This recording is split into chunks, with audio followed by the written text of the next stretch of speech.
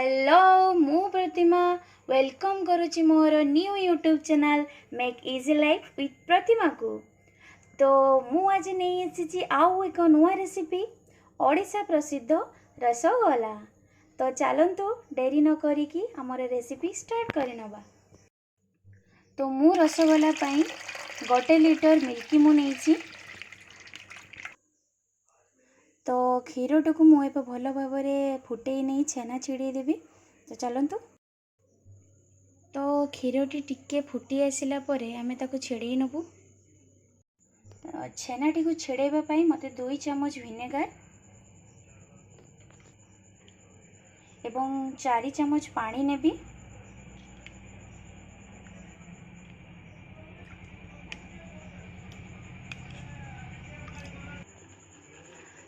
क्षीरटी तो भल भाव फुटी आसला आपको आम बेसी घाटीबुनी। तो एबे गैस टी को ऑफ कर देकी आम छेना छेड़े नबू। मु चामच चामच देकी ताको घाटीबी भल भाव घाटीबी।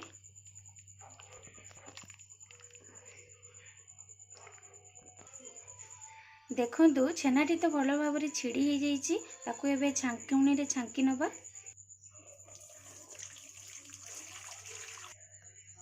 देखंतु भल भाव मु छाणी नहीं। याकू मु आउ टिके भल भाव धोई नेबी। देखंतु भल भाव धोई नेबी। बेसी जोर धोइबिनी, धीरे धीरे ताको धोई नेबी। कना साहाय्य ताको चुपुड़ी नेबी। ताको भल भाव दबाई दबाई टिके धोई नेबी।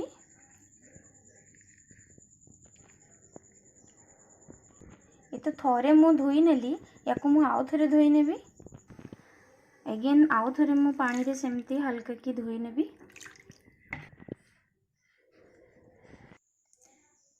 तो देखंतु ये तो भल भाव धोई हो गला। आकु एबे आमे घंटे टू 1.5 घंटा एमिति रखिदबा। देखंतु मोर तो 1.5 घंटा हो गलानी। एबे आमे ताको खोली काढ़ी नबा।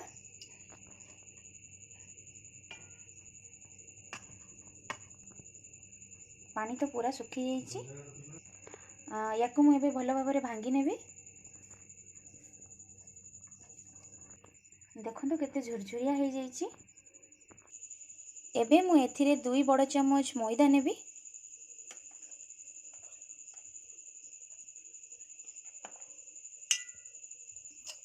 तो नहीं गली आपको एबे भल भाव मिक्स कर नेबी एवं बहुत भल भाव चिकनिया टाइप रो मु ताको भल भाव चकटी नेबी।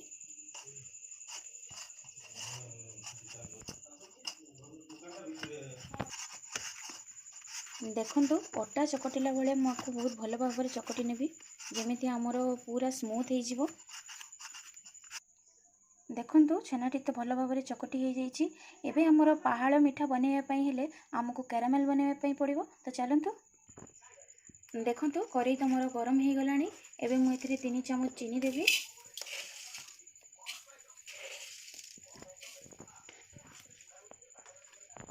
याकू मु एबे भल भाव नादी देबी। चीनी मेल्ट होला परे आमे सेतिरे पानी ढाली नेबू। देखंतु ये तो धीरे धीरे मेल्ट हो आसलानी। आउ टिके ये रेड ब्राउन कलर रो हबो। एथिरे मु टिके भी पानी देइनी। हाई फ्लेम जमार करिबेनी, लो फ्लेम रे को हम करिवो। देखंतु कैरामेल तो भल भाव हो गलानी। एथिरे एबे मु पानी ढाली नेबी। ध्यान से ढालिबे, ये बहुत गरम थाए।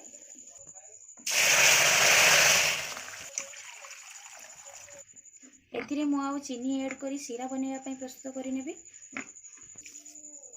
सीरा बनैया पई आपण जेते मीठा खाइबा पई चाहती सेति अनुसार आपण चीनी देबे। पानी तो गरम होचे, पानी गरम होगा पर्यंत मु एबे रसगोला पई बॉल्स बनै नेबी। तो मु बेसी बड़ कि बेसी छोट बॉल्स बनैबिनी, कहीं ना ये पानी रे फुटिला परे ये टिके बड़ साइज रो हो जिवो। तो हमको आपको मीडियम साइज रो बॉल्स गुडी तो हमर रेडी हो जाइए। एबे हमें याकू सीरा रे छाड़ी दबु। सीराटी मध्य भल भाव हो जाइए। तो आम गोटे गोटे बॉल छाड़ू, एका सब छाड़ू नहीं। एथिरे मु किछि गुजराती मध्य पकईची एवं याकू मु एबे 8 मिनिट जे ढांकी देबी एवं जमारू ढाकुणी खोलिबिनी।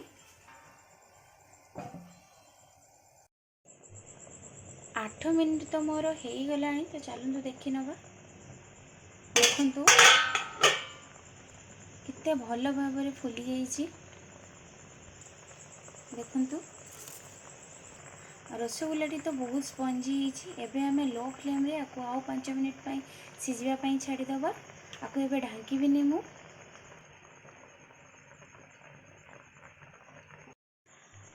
देखंतु रसगोल्ला तो केते भल भाव में फुली जाइए एवं केते सुंदर देखा जाउची, स्पंजी मध्य होइची। तो एबे आमे गैस बंद कर देबु। देखंतु पहाड़ रसगोल्ला तो मोर रेडी हो जाइए एवं मु आशा करुच्ची आपण मानक मो रेसिपीटी बहुत भल लागिबो। एवं मो रेसिपीटी आपण मानक भल लागिले लाइक कमेंट निश्चय करेंगे। आउ हाँ, सब्सक्राइब करने जमार भूलें।